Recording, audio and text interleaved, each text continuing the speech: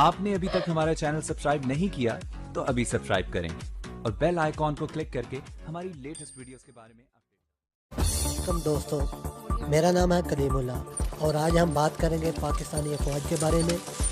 पाकिस्तानी अफवाज ने आज एक ऐसा मिनी टैंक तैयार किया है जो कि किसी भी वक्त अपने दुश्मन के ठिकानों को तबाह बर्बाद करने की सलाहियत रखता है। और दोस्तों देखते जाना और ये कैसे काम करती है और बग़ैर किसी इंसान के अलावा ये अपना काम करती है और काम तमाम करके दुश्मन के ठिकानों को तबाह बर्बाद करके वापस कैसे आती है। देखते जाना, ज़रा गौर करना दोस्तों। हमारे चैनल को लाइक और सब्सक्राइब ज़रूर करना ताकि हमारी हर नई वीडियो आने वाली आप लोगों तक पहुंच सके।